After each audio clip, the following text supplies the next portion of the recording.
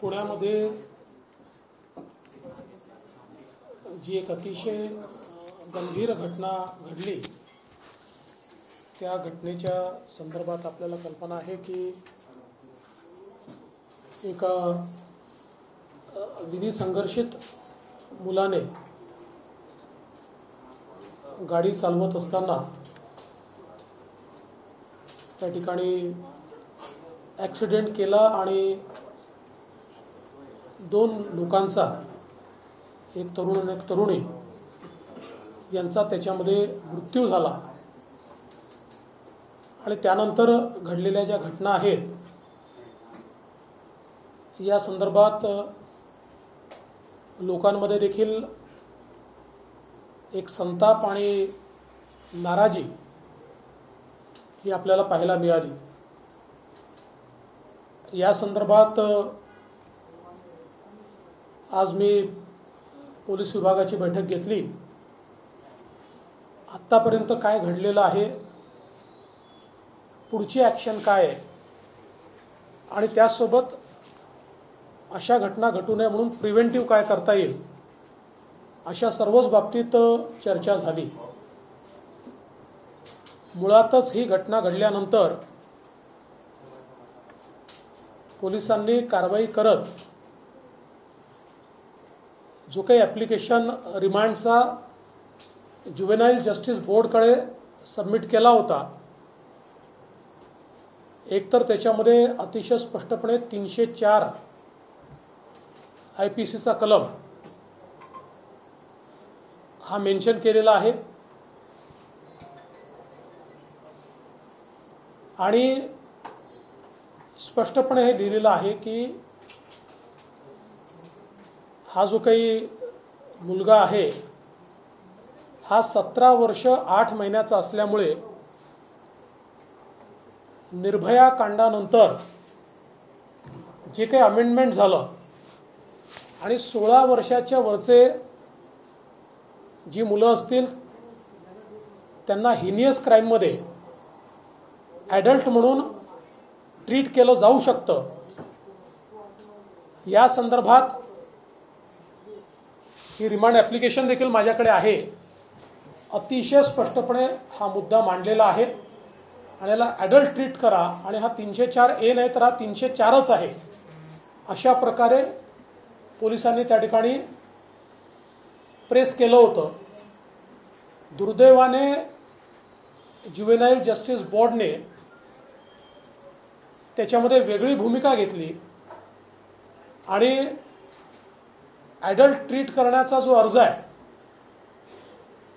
तो नुसता scene and file अशा प्रकारे बाजूला ठेवला आणि रिमांडच्या अर्जावर त्यांनी मला असं वाटतं की अतिशय लिनियंट अशा प्रकारचा व्ह्यू घेत 15 दिवस सोशल सर्व्हिस करा, त्यांनी डी ॲडिक्शन करा, अशा प्रकारच्या गोष्टी त्यामध्ये लिहिल्या।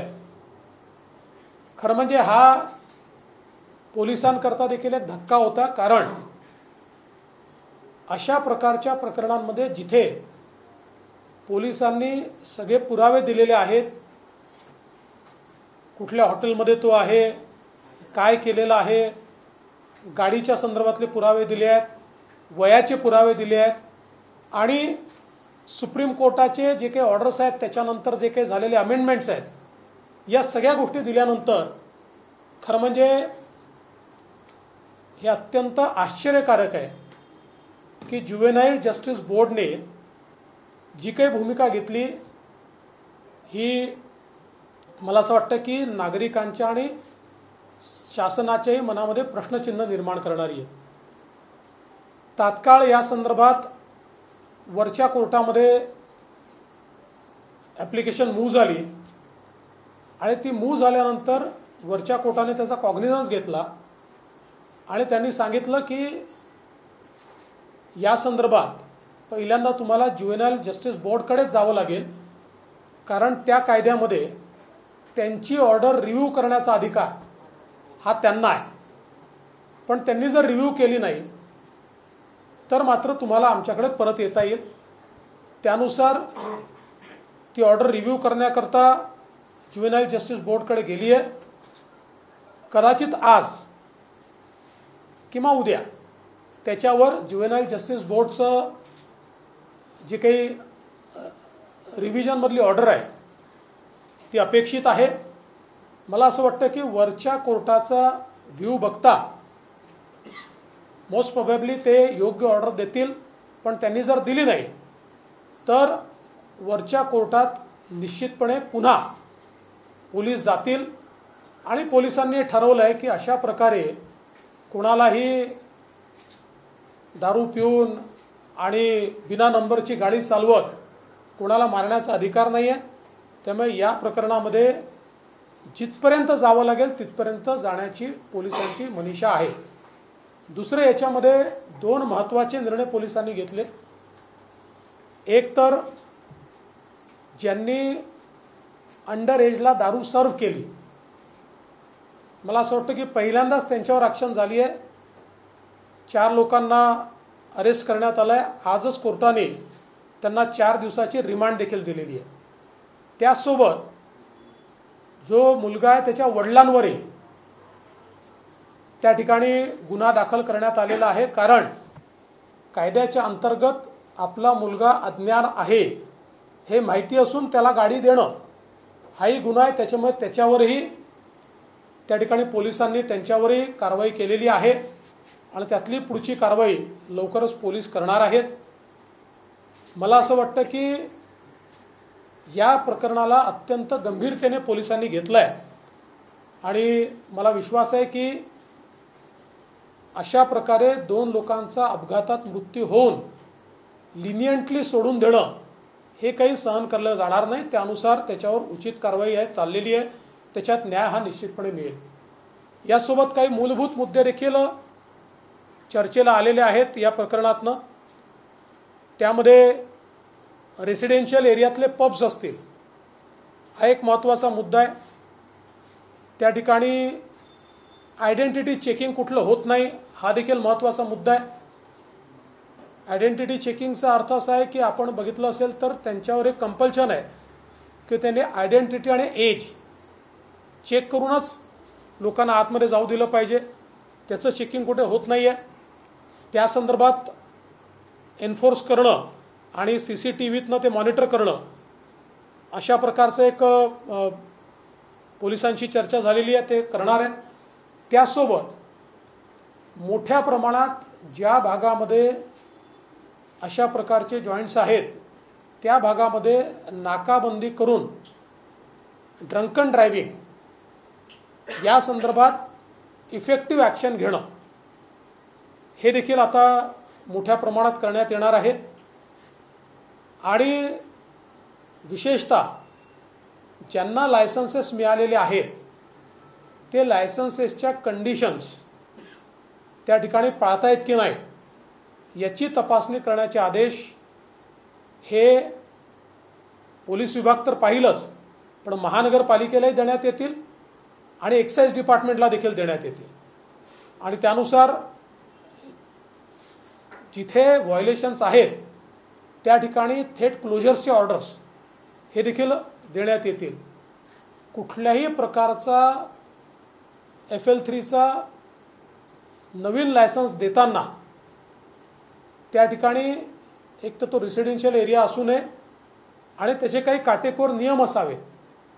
अशा प्रकारचं देखील एक त्याची नोट ही मी पोलीस आयुक्तांना तयार करायला सांगितलेली आहे की ज्या माध्यमातून भविष्यामध्ये या गोष्टींवर आपल्याला आळा आणता येईल. यासोबत मला असं वाटतं की कुठेतरी पालकांना देखील माझं निवेदन आहे की त्यांनीही स्वातंत्र्याचा स्वैराचार होत नाही आहे याच्याकडे लक्ष दिलं पाहिजे. आता या केसमध्ये पालकांनी लक्षात घेतलं पाहिजे की पहिल्यांदाच ज्युव्हेनाईल जस्टिस ॲक्टच्या अंतर्गत पालकांच्या विरुद्ध या ठिकाणी जी काही तरतूद आहे ती इन्व्होक करण्यात आली आहे आणि यापुढेही प्रत्येक वेळी करण्यात येईल। त्यामुळे पालकांनी देखील निश्चितपणे या संदर्भात आपल्या मुलांना योग्य दिशा मिळेल अशा प्रकारचं मला असं वाटतं की काम हे केलं पाहिजे। अर्थात हे काही पालकांवर नुसतं सोडून आपल्याला चालणार नाही, त्या दृष्टीने पोलीस देखील आणि इतर डिपार्टमेंट्स देखील या संदर्भात कडक कारवाई करतील। आता या दिशेनं सगळं जे काही मी आपल्याला सांगितलं तिथपर्यंत झालेलं आहे। आता ज्युव्हेनाईल जस्टिस बोर्डचा जो काही आदेश आज किंवा उद्या येईल त्याच्या आधारावर पुढची कारवाई ही पोलिसांच्या वतीनं केली जाईल। आम्हाला अपेक्षा है कि रिमांड मिले। पूना में जो घटना हुई जिसमें एक विधि संघर्षित लड़के ने एक कार चलाते हुए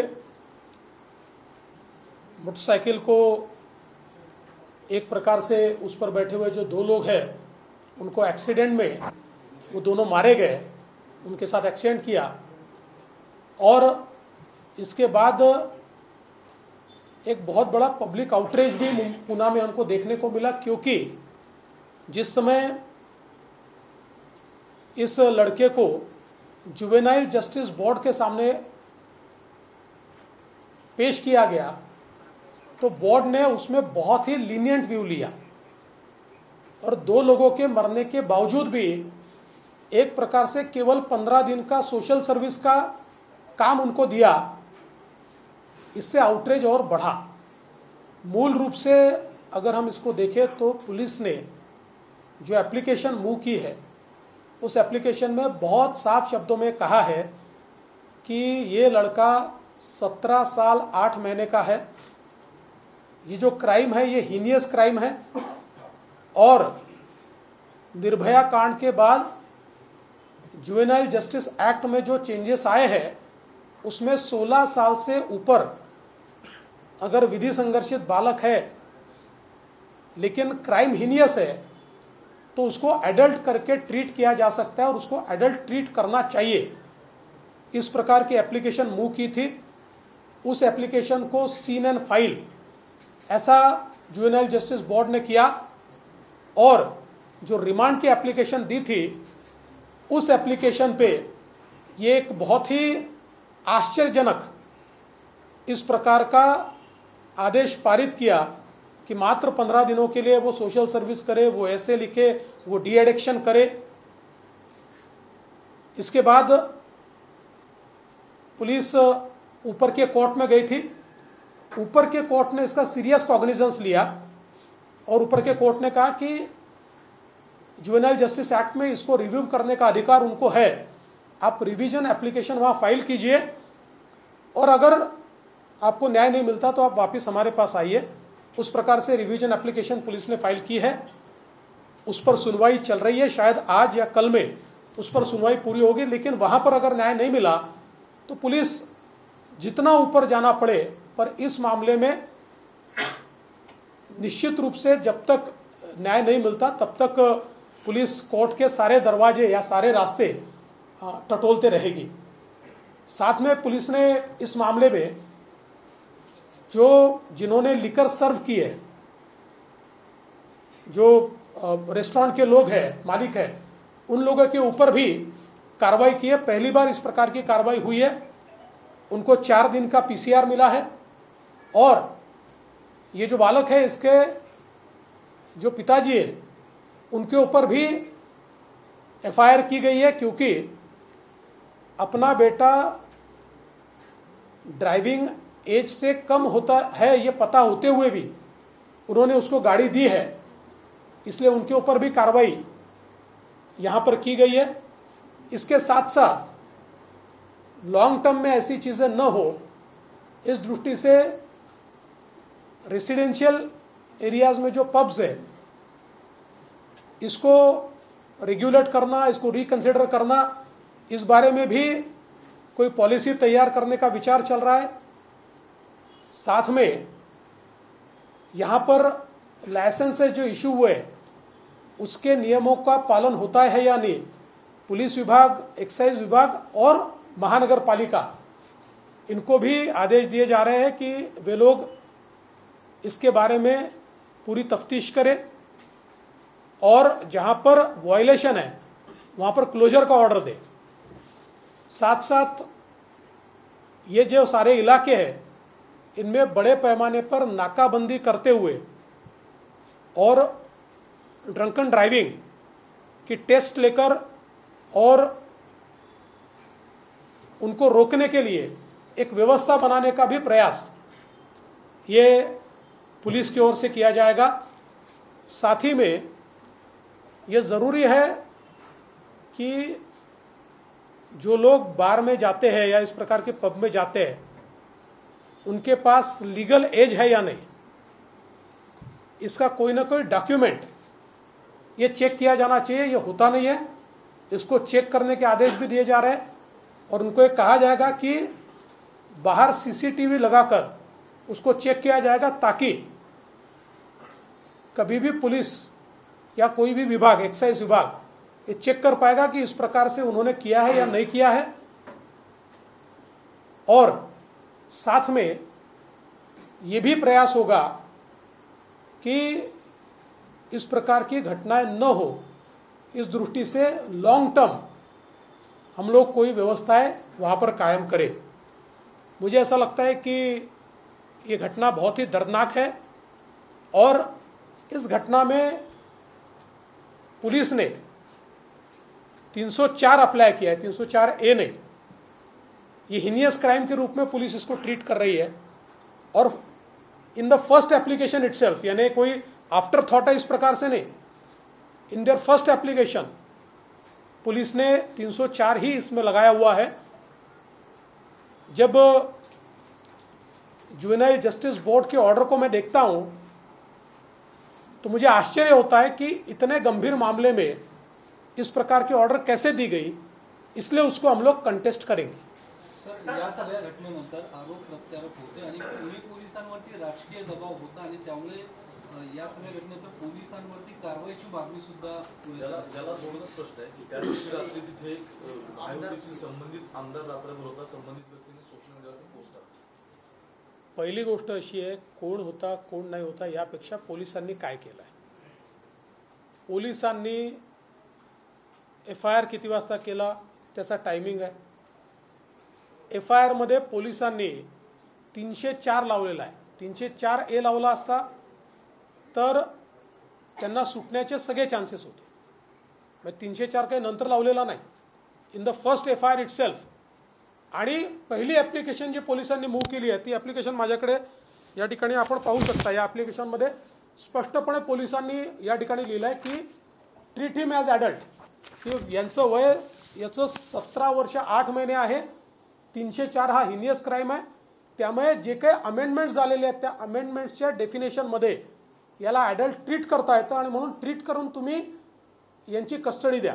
त्यामुळे या कुठल्याही गोष्टी आफ्टर थॉट नाही आहे, फर्स्ट ॲक्शन पोलिसांनी जी घेतली ती हीच घेतलेली आहे। त्यामुळे मला असं वाटतं की याच्यावर राजकारण करणं किंवा याच्यामध्ये पोलिसांना दोषी धरणं हे चुकीचं आहे। पण मी ऑन रेकॉर्ड म्हणतो की ज्युवेनाइल जस्टिस बोर्डचा जो ऑर्डर आहे हा ऑर्डर मात्र आम्हाला धक्कादायक आहे आणि आश्चर्यचकित करणार।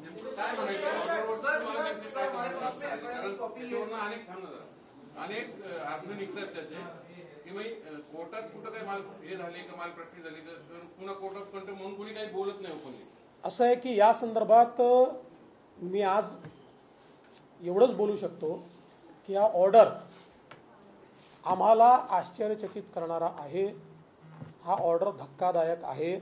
पण आता since it is under reconsideration, revision त्याचं फाईल झालेलं आहे after the intervention of higher court, मला असं वाटतं यापेक्षा जास्त याच्यावर बोलणं हे योग्य नाही।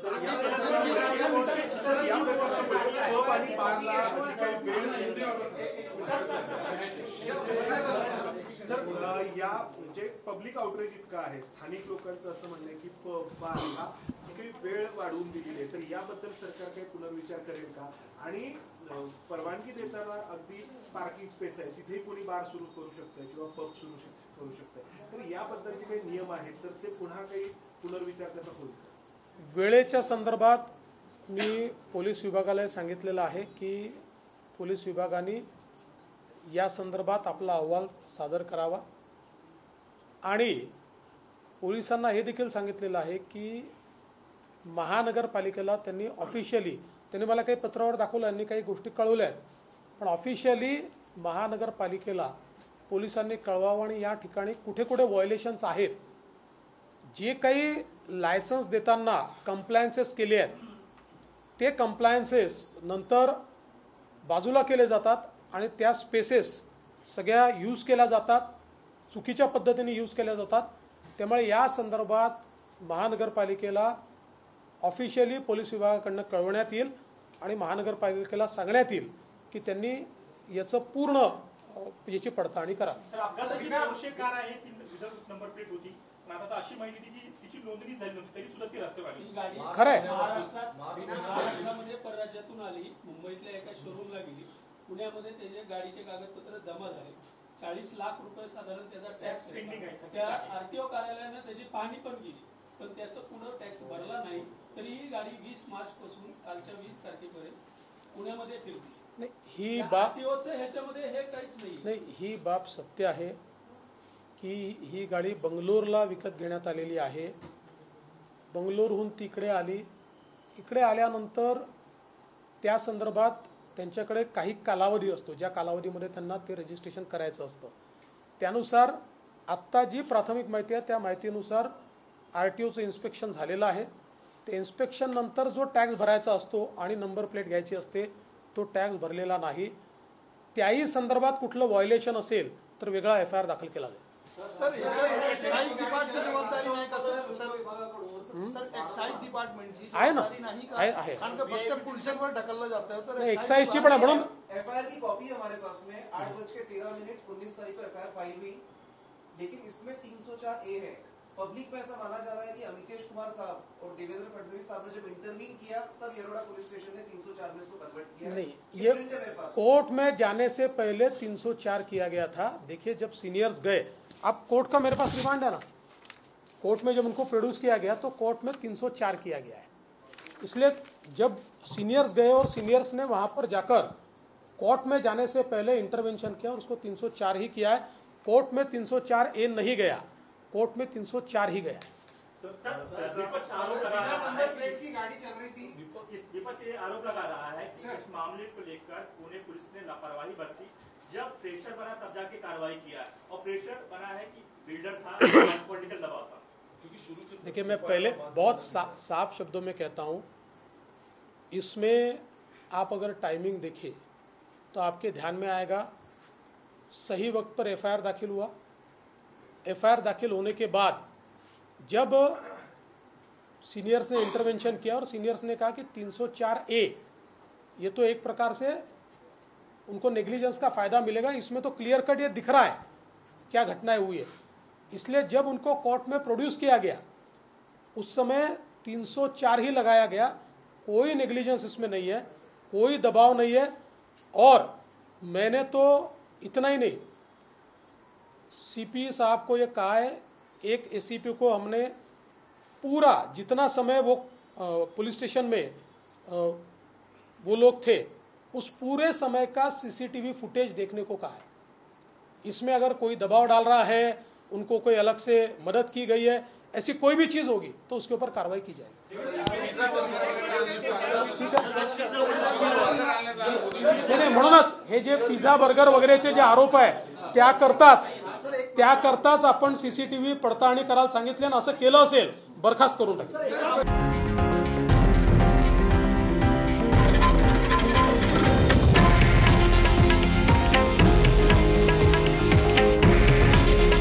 हे आहे देशातील नंबर 1 न्यूज नेटवर्क आणि आपण पाहत आहात TV9 मराठी.